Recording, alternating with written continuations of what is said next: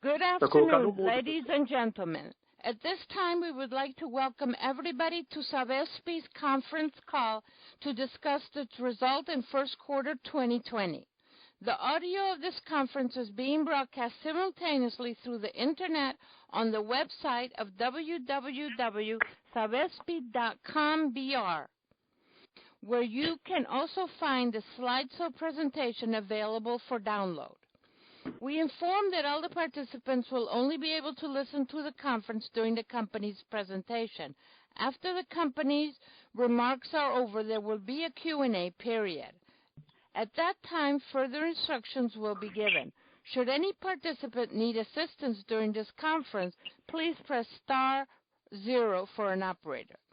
Before proceeding, let me mention that forward-looking statements are being made under the safe harbor of the Securities Litigation Reform Act of 1996. Forward-looking statements are based on the beliefs and assumptions of Sabespe's management and on information currently available to the company. Forward-looking statements are not guarantees of performance. They involve risk, uncertainties, and assumptions because they relate to future events and therefore depend on circumstances that may or may not occur in the future. Investors should understand that general economic conditions and industry conditions and other operating factors could also affect the future results of Sabespe and could cause results to differ materially from those expressed in such forward-looking statements. Today with us we have Rui Afonso, Chief Financial Officer and Investor Relations Officer, Mario Arruda Sampaio, Head of Capital Market and Investor Relations, and Marcelo Miyagi, Head of Accounting. Now I will turn the conference over to Mario Sampaio. Sir, you may begin your conference. Okay. Thank you, everybody, to join us on this conference for our first quarter 2020. As usual, we have some slides. Let's go through them, and then we're open for questions and answer. So let's move to slide 3. Here we see a 2.6% growth in total billed volume of water and sewage in the first quarter of the year. The total billed volume increased 2.2%, of which 2% in water and 2.5% in sewage.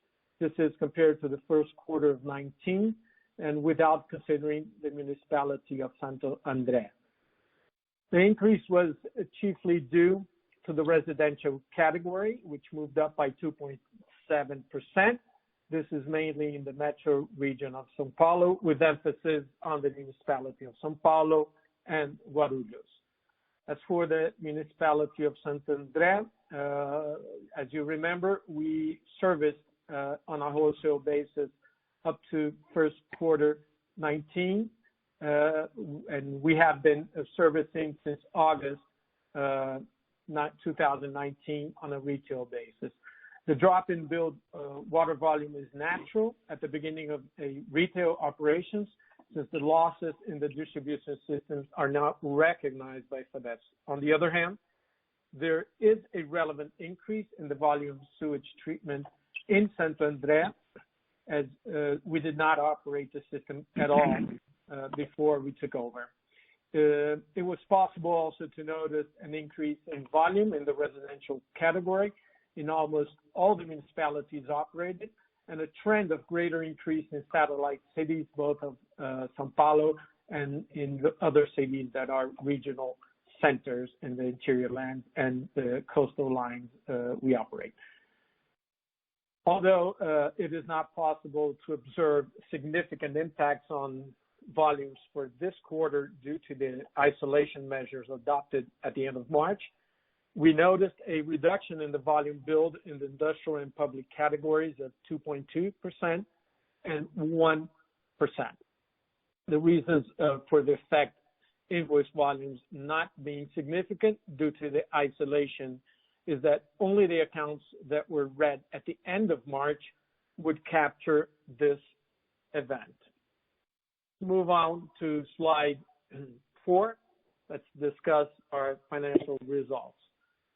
We recorded a loss of 657 million reais in the first quarter of 2020, compared to an income of 647 million in the first quarter of 19. The loss recorded in this first quarter 20 was mainly due to the 1.8 billion expense with exchange rate variations from borrowings and financing denominated in dollars and yen. In terms of the negative impact of the exchange rate variation on the debt service and on our cash, it was really small compared to the 1.8 billion, that is 42 million reais. Despite the net loss recorded in the quarter, earnings before taxes and financial results was a positive 1 billion, but 138 million lower than in the same period of 2019. This reduction was mainly due to the 149 million increase in allowance for doubtful accounts. First quarter adjusted EBITDA was 1.48 billion compared to 1.54 billion in first quarter 19. That is a reduction of 3.9%.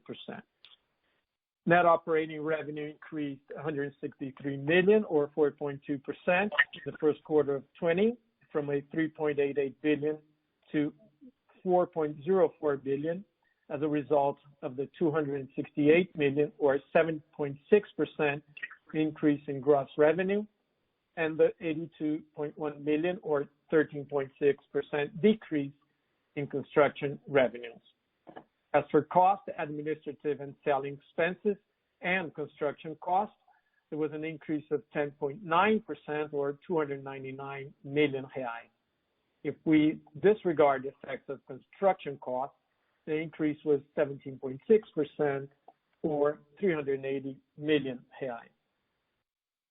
The first quarter adjusted EBITDA margin was 36.7% compared to 39.8% in first quarter 19.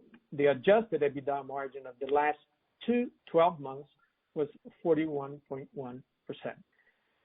If we exclude the effects of revenue and construction costs, the adjusted EBITDA margin fell to 41.8% in first quarter 20, compared to a margin of 46.8% in first quarter 19. In the LTM 12 months, the margin was 48.3%. Moving to costs on the next slide, let's highlight the main variations.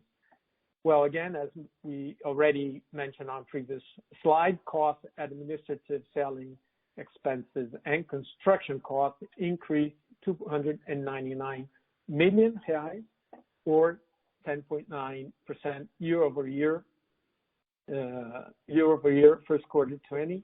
That is from 2.75 billion first quarter 19 to 3.04 billion in first quarter 20.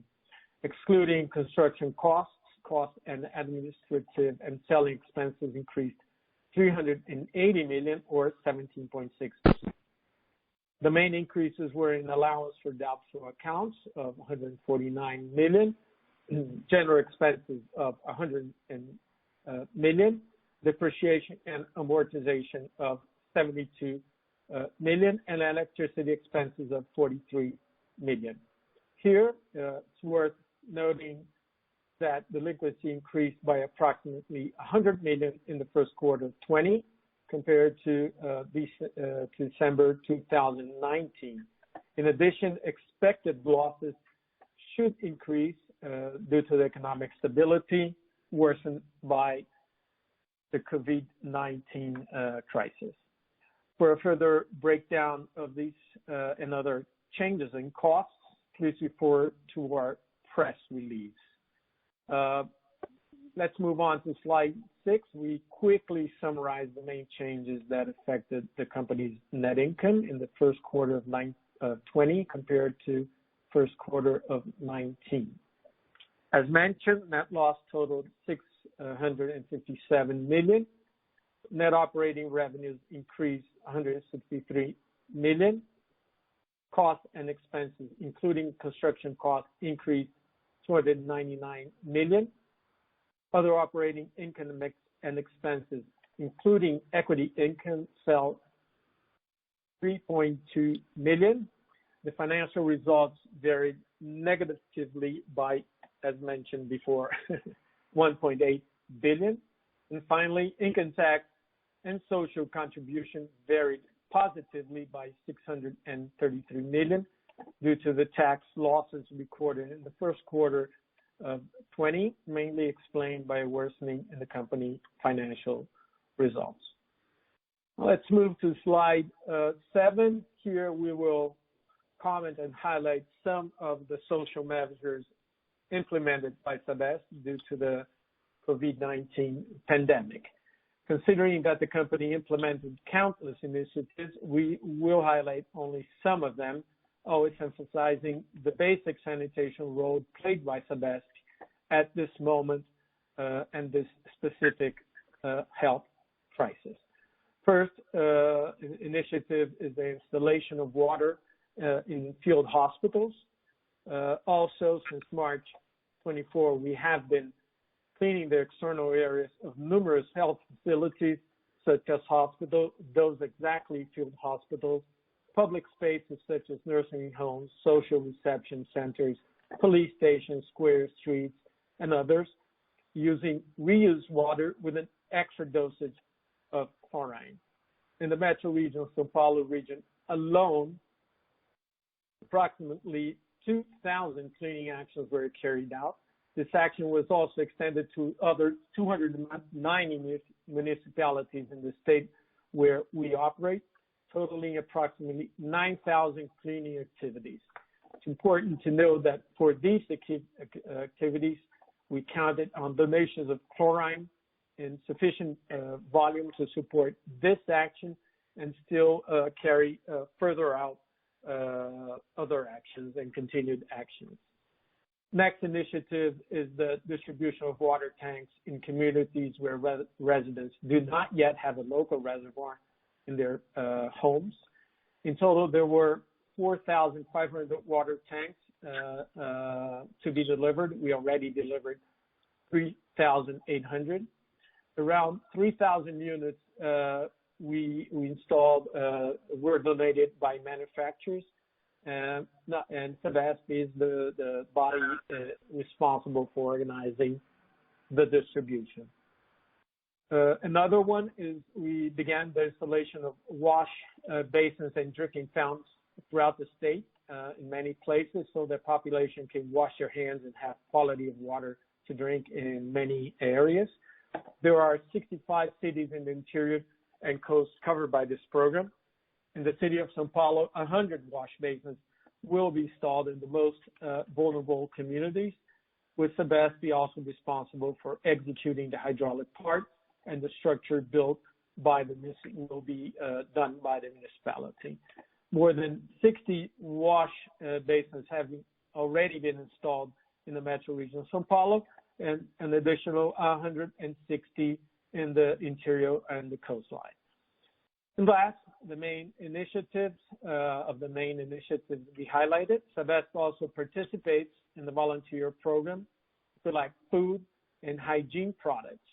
35 tons of food and 17 tons of these hygiene project kits have already been collected and distributed to institutions to take care of the needed population.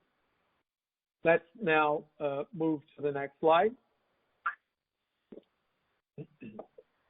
On this slide, we will comment on the company's initiatives to guarantee the execution of investments, also for the refinancing of debt maturing this year, as well as for the reduction of its FX exposure. As is already widely known, BNDES created a program that provides for the suspension of debt services for 6 months and the corresponding amount being added to the total remaining debt for companies that have contract financing with them. Sabesp is certainly already in negotiations with the bank to access the preconditions to obtain this benefit. Also, with the BNDES, the company is negotiations to expand and to increase the anticipation of disbursements of financing in progress, and to postpone the deadlines for providing and showing the expenditure was made. We're also in negotiations with the SEF, this is the Social Bank, the Caixa Econômica Federal, to defer the payment of the debt service for a predetermined period in a program recently authorized by the FGTS Management Council and similar to the one already deployed by the ANIDES. Moving on, multilateral agencies, as you know, are actively working to support sanitation throughout programs that are, by the way, restricted to state-controlled companies such as Sabesp. Let's start commenting with the World Bank. We recently signed a $250 million financing agreement. In the context of this contract, we are negotiating the anticipation of resources for further verification, as well as the application of emergency support actions that allow us to advance additional resources for works and expenses not included in the original scope contracted, but related to this one.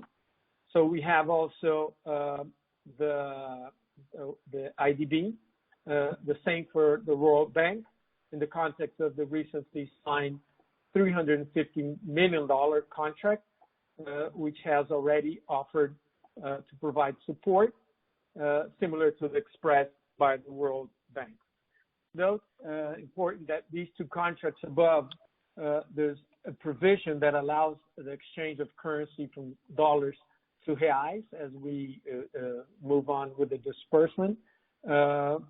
So due to this, the execution may not necessarily increase foreign exchange exposure, but in this case, more specifically, we will comment the reduction in FX exposure further in this presentation.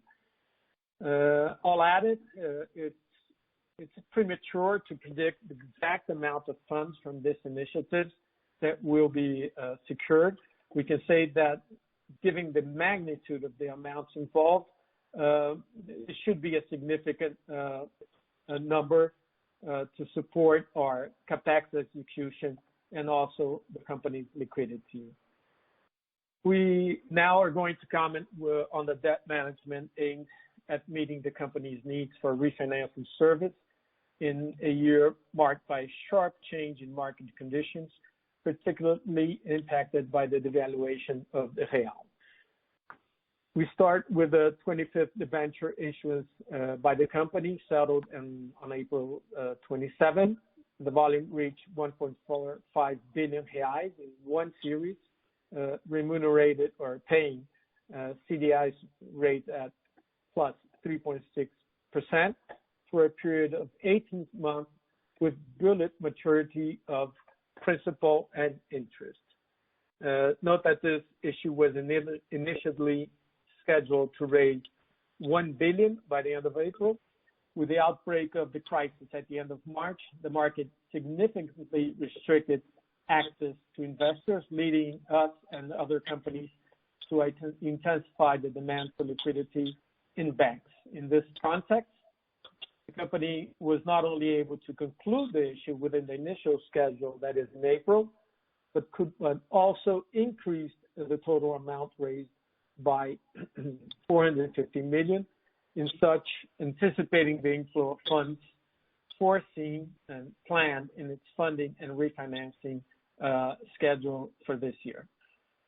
Still in the context of fundraising, the company has already mandated IDB Invest for a loan in reais of 600 million and has already received authorization from the federal government to issue up to 1 billion reais in infrastructure debentures. Well, in this point, let's make sure that the company is not announcing it is issuing an infrastructure debenture, but again, it's now allowed to issue, and in such it's in a position that in the appropriate time, we will structure an issue, but before obviously following all the communication and regulation guidelines by CBN. We would also like to highlight that the company has already contracted several public financing for investment, which are in disbursement. And specifically this year, we have the expectation to disburse 1.1 billion reais. In all, if we add what the company has already secured with the resources of the 25th debenture issuance, with the disbursement of financing already contracted with public banks that I mentioned before of 1.1 billion, adding the operation mandated with IDB Invest, we reach a value of 3.15 billion reais. If we also consider the authorization for issuing infrastructure debentures, if the company decides to issue later this year, the value of these funds raised could exceed 4 billion. But also, let's make sure that the company financing actions do not end with these movements. Given the company's robust credit profile, we continue to seek new local and international fundraising opportunities. Let's now comment on the initiatives to reduce our foreign exchange exposure. Following guidelines established by FABESC in relation to foreign exchange exposure presented to you in past conferences, on April 27, the company managed to convert $495 million in dollars to reais from the debt contracted with the Inter-American Development Bank, the IDB, corresponding to the outstanding balance of the finance contracted to support the Rio Tietê Stage 3 depollution program. This debt was originally contracted in dollars at LIBOR 3 months plus 0.39% per year, with maturity in December 2035. With the conversion, the debt now is 2.81 billion reais at the cost of CDI rate plus 0.06% per year, with the semi-annual amortization and maturity unchanged. To this rate, it's important to note we have to add a variable margin periodically determined by the bank for loans that are supported by its ordinary capital, which today is set at 80 basis points, which in fact is the same rate added to the dollar-denominated debt. Note that if we estimate the impact in the first quarter of this year of the conversion to reais of the $494 million using the conversion rate for dollar of March 31, we will reach a reduction of 17% on our FX, or as you can see in the slide, from 55% to 38% FX exposure. To conclude, we highlight that the Eurobond 2020 in the amount of $350 million maturing in December 2020. We will be and stay and observing the market in such to access the best strategy, the best timing, and the best instrument to carry out its redemption. Well, said that on the debt, let's move on to the next slide. Here, we will comment on the impacts of the economic crisis on FABESC and present measures adopted by the company to preserve liquidity and maintain the positive path of results. Initially, we like to note that the economy was already showing signs of fragility and lagging even before COVID-19 pandemic was granted a status of pandemic, by WHO. In this sense, COVID-19 intertwines with the economic crisis and enhances its effect as we move forward in time. The current situation is marked by the deterioration in the confidence indicators of the economic agents and the soaring of the degree of uncertainty in the economy. There's a reduction in the economic activity in practically all sectors, and the GDP slowdown estimates undergo successive downward reviews, including those made by the government. In this scenario of recession, unemployment, and expected slowdown in recovery activity, of economic activity, there's a clear sign of a drop in revenues and an increase in delinquency, despite nearly 84% of the volume billed by the company is in the residential category. In addition, the high volatility of the exchange rate opens the possibility of negative impacts on our financial expenses. On the other hand, it's important to note that Sabesp, as a provider of public water supply and sewage service, is an essential player in combating the pandemic. In this regard, the company exempted consumers in the residential, social, and favela and residential favela categories from paying water and sewage bill for a period of 90 days, that is for bills issued as April 1st. In contrast, by the way, to the adverse effect on the company's cash brought on by the economic crisis and the pandemic, there was an increase in revenue from residential customers, except obviously from the social and the slum favela categories, and the postponement of the payment of 50% of the regulation fee to January 2021. So that helped. Aware of the situation, the company promoted actions with the objective of strengthening its liquidity and maintaining the positive trajectory of its results, or maybe path, that would be better, among which the following stands out. First, reduction of 360 million in expenses and postponement of 300 million of 2020 planned capex. Another is the decrease in the number of employees in the context of a voluntary and incentive dismissal program created and ongoing since 2018. This year, by the end of the year, we expect there should be 998 employees leaving the company.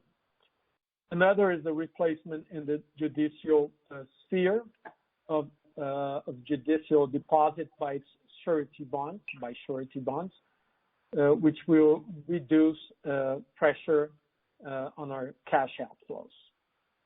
So basically, those summarizes these measures. But before we conclude our presentation, we would like to remind you that on April 1st, we issued a notice to the market about our CES Resolution 974 regarding the schedule of events for this third ordinary tariff review.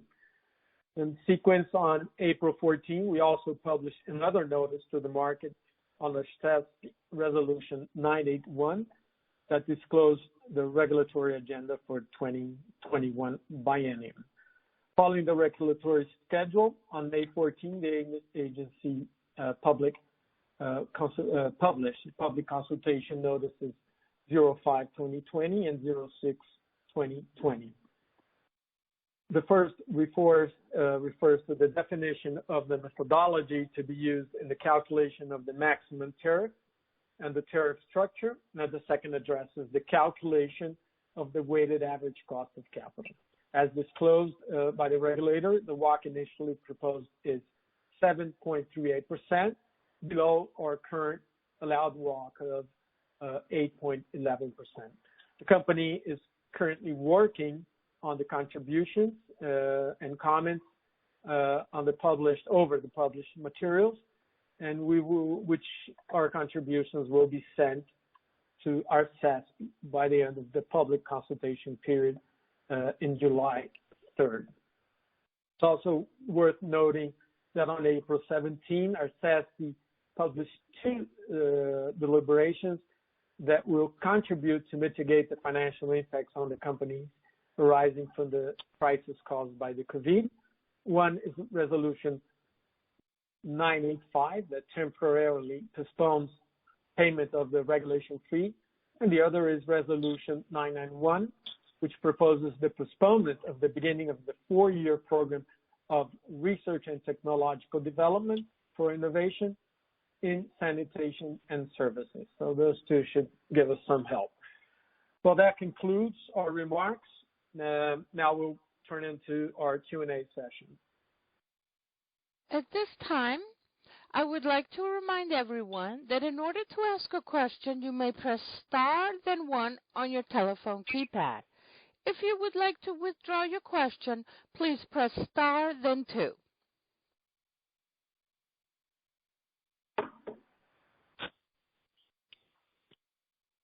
Again, star and 1 to ask a question.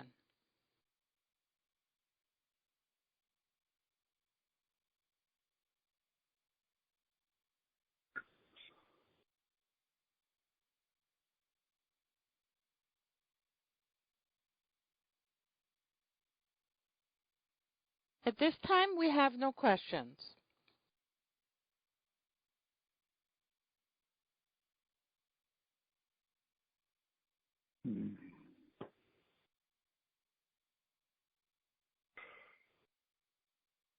Again, to ask a question, star, then 1.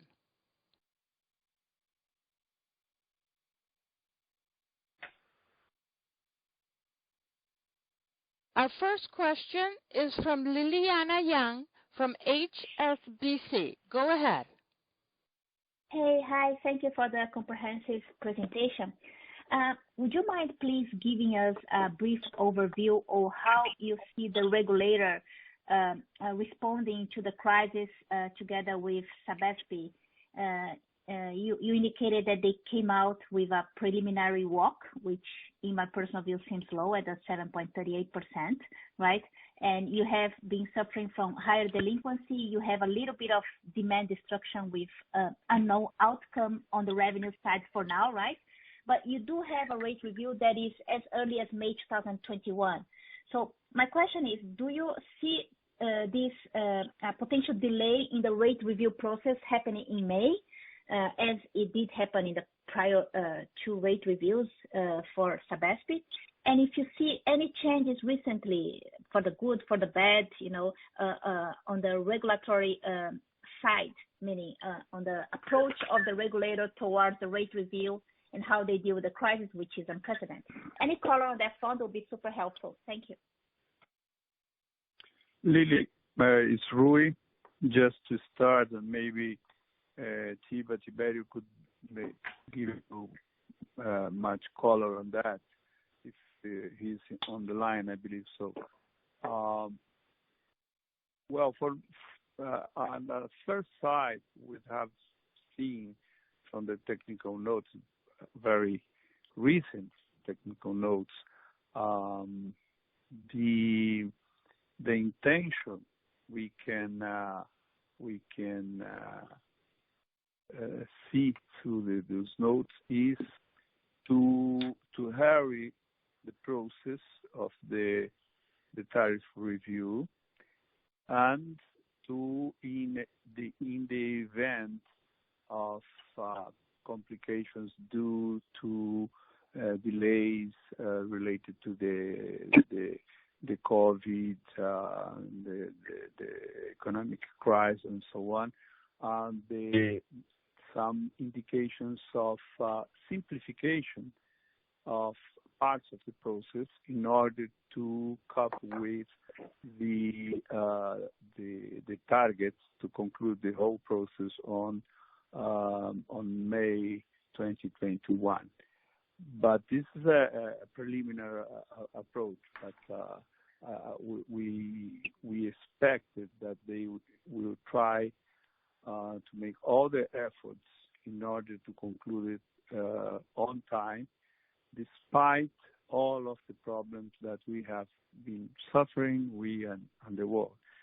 So the answer should be to simplify some process rather than to postpone it, at least at this time.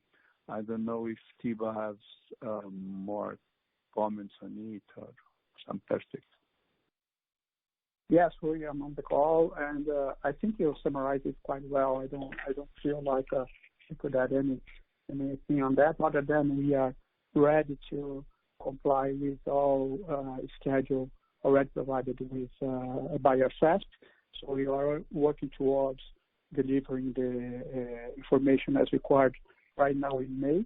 At the end of May, we should be providing our FAST with some historical information, and by early July, we should be providing comments on the methodology as well as on our work. So that's about it at this point in time.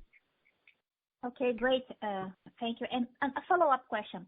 On your regulatory asset base, there is a certain amount of assets or investments that had not yet been recognized by the regulator in your asset base. Do you think that in May 2021 there would be enough time to get to a review maybe of those assets, or the idea is to let the disputed parts go and decide about it later when you have more time, and then just make sure that the recent investments of the company are fully reflected in the RAP, rather than rediscussing what was invested pre-second rate review? Do you want to take it, Rui, or want me to answer that? I'm sorry? Rui, do you want to answer that? Yeah. It's well, from our side, we are doing our best in order to have both process concluded by May 21. I believe that the hope of Sabesp and the expectation of Sabesp is the same. I cannot see a sort of interference in one process and on the other. We have time, we have problems, of course, to evaluate on the field some assets, as an example. But in the other hand, the discussion on the previous cuts in our asset basis is, from our part, is well-known problem. We have to go deep on it. We are working hard on it and present our points of view to our CESP. And I believe that the both sides want to get it solved the sooner possible. Perfect. Thank you so much. Okay, Lily. This will be the final announcement. In order to ask a question, please press star, then 1 on your telephone keypad.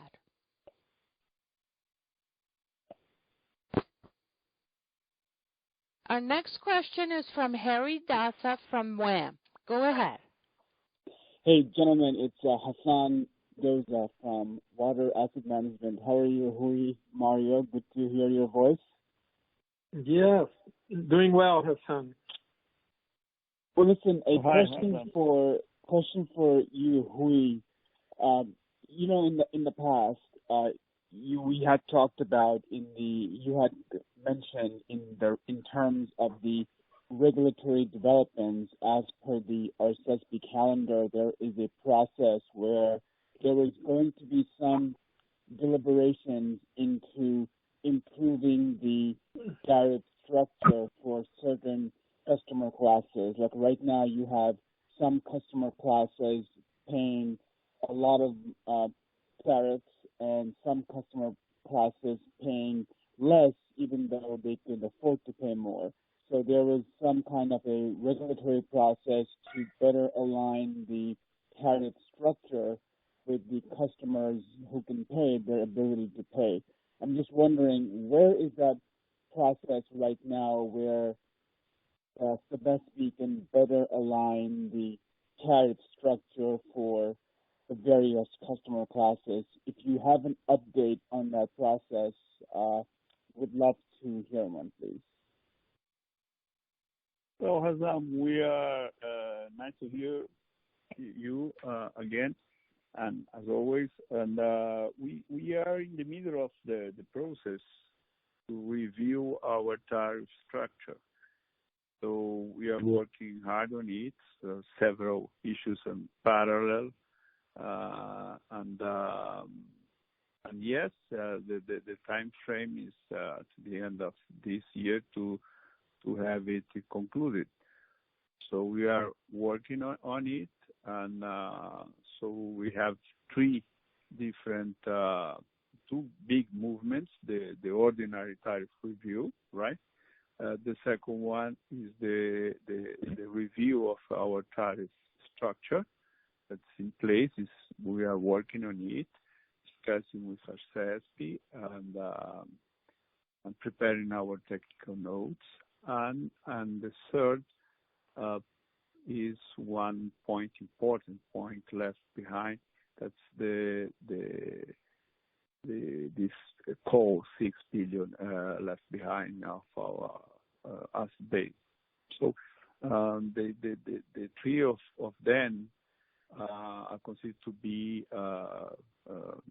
running in parallel. So yes, we have a lot of work to do it. I don't know, Tiba, you want to comment where at the point we are on this last issue? Okay, I can do one or two comments on that.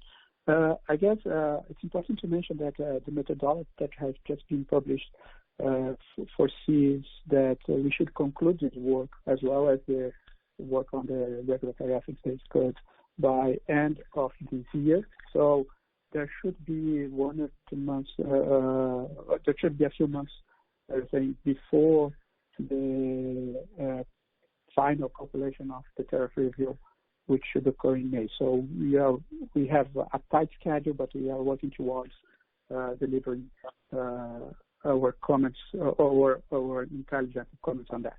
We have already had a few conversations with a regulator on the tariff set, but there is no conclusion nor any indication on what could be the outcome of that.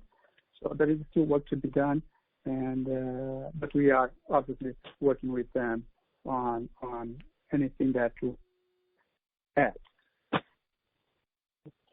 Rui, if I might, let me ask you one more policy question. You know, as you might be aware, in the electric distribution sector, the government is setting up a fund to help with the account receivables that might be, that might be a way to alleviate any cash working capital drag for electric distribution companies. I know, obviously, from your perspective, you are a very well capitalized company. Your credit metrics are very solid. But I was wondering, do you think that kind of a measure, that kind of a facility might be useful also for the water sector? And if it is, any thoughts as to what could be done to have a similar facility set up by the government or by the state for the water sector? So if need to be, companies can draw from that kind of a facility? You mean if I'm following you, Hazam, you're asking me if the government, you mean the federal one, right, could provide funds or conditions, special conditions for the water and sanitation sector in order to deal with this pandemic economic crisis. Is that correct?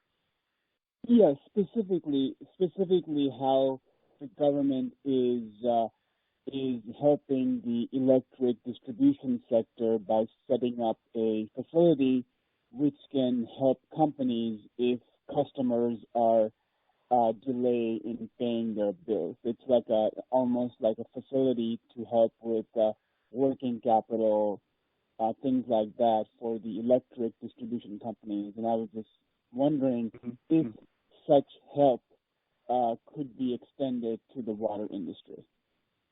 Okay, you are comparing us with the electricity sector, right? Yes, in terms of the government's effort for COVID-19. Okay, yes. in the government attitude. Well, as we commented before, the electricity sector is something. Is quite the electric sector institutional structure is quite the invert structure of the water and sanitation sector, in the sense that we have in that sector one concession power, the federal one, and hundreds of companies below in generation, distribution, and so on, and transmission. In our case, in our sector, is quite the opposite. We have thousands, 5,700 and something concession powers, the municipalities in some cases, in connection with the states in metro regions.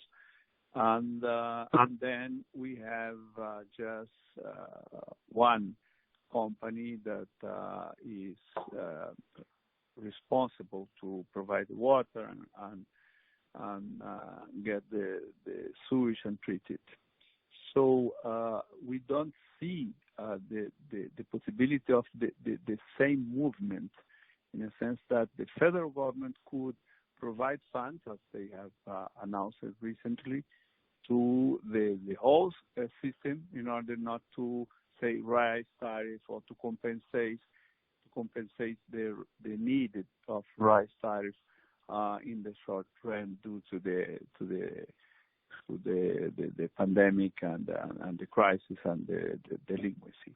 In our sector is different because I cannot see the possibility of say municipalities or states that's in a very bad economic position, fiscal position, to provide those kind of funds to compensate delinquency or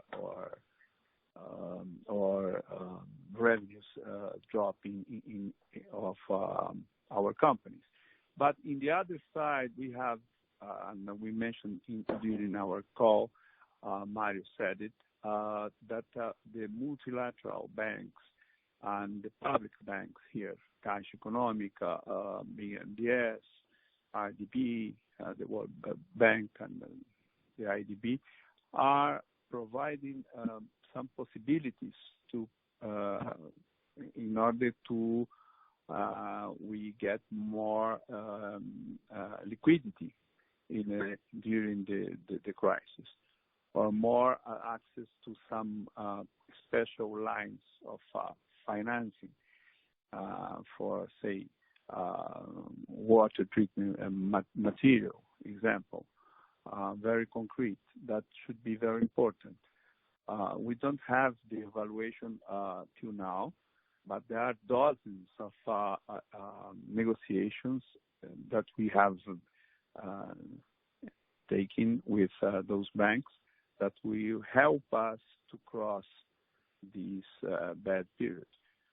Not to summarize it, I cannot see funds coming from the concessional powers, because there are thousands of in very bad fiscal position, but I can see help from the multilaterals specifically, and in some cases from the public banks for the sector.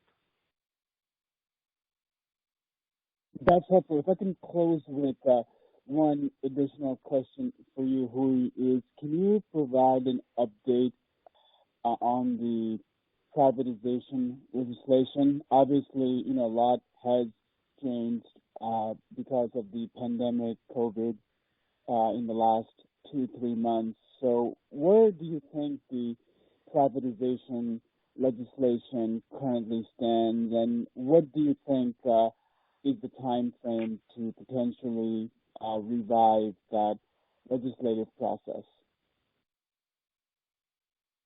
And you made, as always, a very difficult question to be asked, because not us, but nobody knows exactly the interactions of those two very tightly connected crises. it's difficult to know the extension or the rebound. Remember, right now, people in Europe are talking about the second wave or the third wave of this pandemic.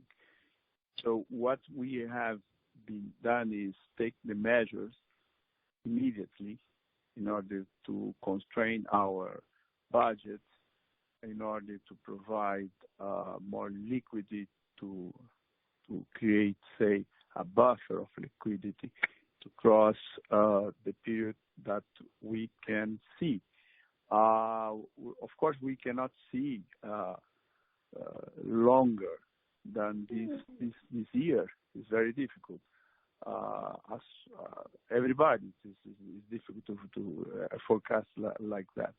But we, quarter by quarter, we are adapting our expectations to the reality and take the measures in anticipation. In anticipation, we are anticipation the rollover of our debts. We are anticipating the drop on our revenues or the higher delinquency we probably will see in front of us, and adapting time by time, say every quarter, to the reality.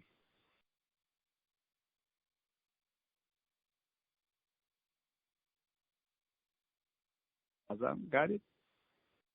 Our next question is from Liliana Yang. Go ahead.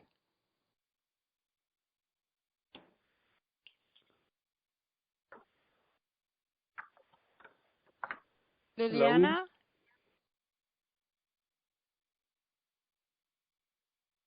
Hi, sorry, I was on mute. A quick question, please. Is Caixa Econômica also giving you some better conditions for payment of the loans, or is just mostly BNDES here? Mario, I believe that you can answer that question, because Caixa Econômica, we are negotiating with them also, yeah? Yeah, Lili. Caixa is one step back from BNDES. They're both opening the opportunity for companies to waive the debt servicing for 6 months. Obviously, that the value, the amount will be added to the total debt. So in that sense, will be, quote, financed for the period. But we are, in our case, working with both to make sure that we fit on the conditions precedent. But overall, it is, yes, a very supportive measure for those two, for the sanitation sector. So, yes, There is something out there. Excellent. Thank you. You're welcome. At this time, appears to be no further questions. I'll turn the conference back over to Savas P. for their final remarks.